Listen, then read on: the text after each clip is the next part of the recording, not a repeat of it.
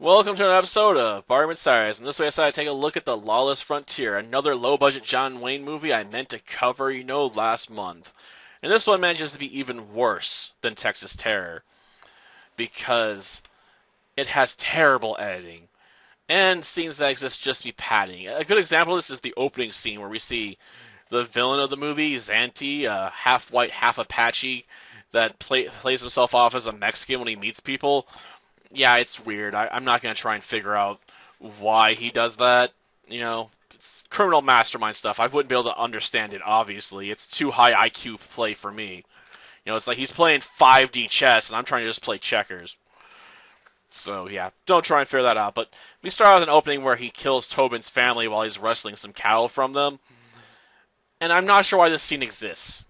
Yes, it gives Tobin a reason to want to get revenge on Xanty, John Wayne's character. I get that part. The problem is this is never really brought up in any other point in the movie. Like, John Wayne's character mentions, I have a score to settle with Xanty, but honestly, you could just have him say that and then say, he murdered my family and I'm gonna get my revenge on him or something, and you wouldn't have had to have the opening scene with the cow wrestling and shooting. I guess they wanted to start with an opening action scene, but it's not incorporated very well into the rest of the film, so it sticks out as being sort of just an odd thing to start with. We also get some also really noticeable edits. Like, we have a scene where the female lead, Ruby, is being chased by some of Xanty's gang members, and then we cut to her all of a sudden just talking with Tobin because they'd beaten up the gang members off screen somehow.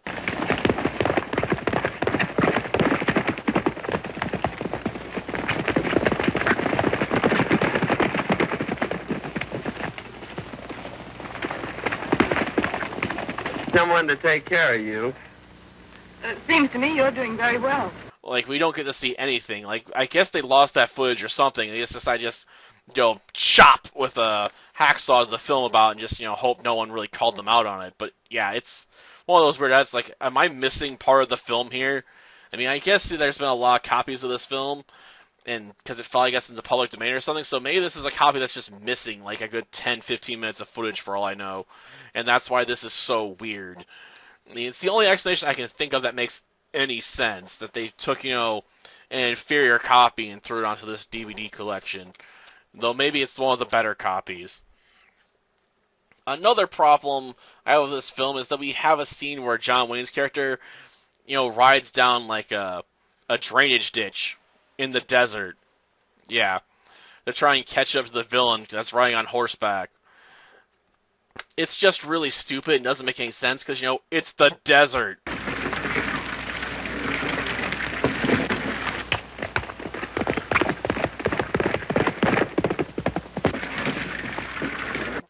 And then we have a scene where I guess John Wayne's practicing his patented walk as he, walks after Xanty after he falls off his horse. And just follows him until he reaches a poisoned water hole and he drinks it and then dies. So we don't even get to watch John Wayne kill this man with his own hands. Drink your fill, Xanty. It's poison.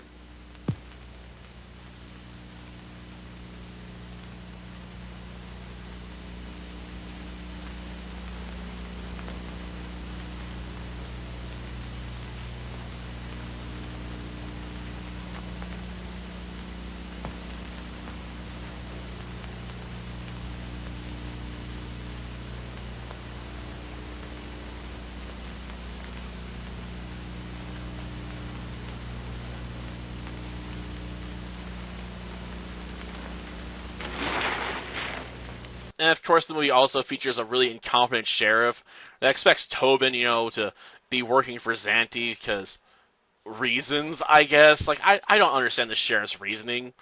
He's so dumb, it's impossible to understand his reasoning. He's just that stupid.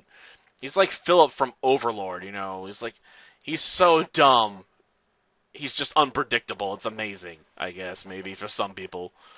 And yes, I realize the incompetent sheriff's a thing in a lot of films, but it's another thing you see the incompetent sheriff, start arresting the hero because he thinks he's the villain because he's just that stupid. And he believes the villain. He's like, yep, that guy is definitely a member of my gang.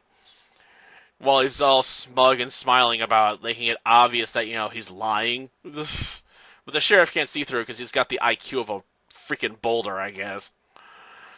I guess I'm glad he loses his job at the end of the movie, because he definitely didn't deserve to keep it. Considering Tobin has to basically take out the entire gang and bring in their leader's dead corpse.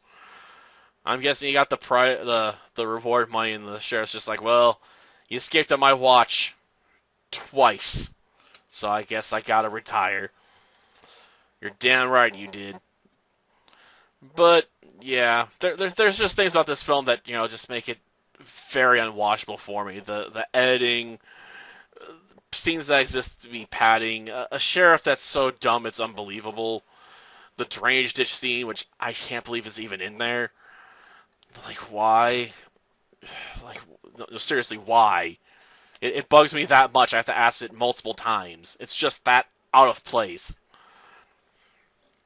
So yeah, I'd give this one a pass. Just let it fly underneath the radar and be forgotten about. There's plenty water. Also a very young and beautiful senorita. Tomorrow, we bring yours to carry her away on. What about the old man? The boys will attack the place. I will rescue the girl. And the old man, well, it is too bad, but he will be killed. Just another tragedy. Just another romance in the life of Pan Rosanti.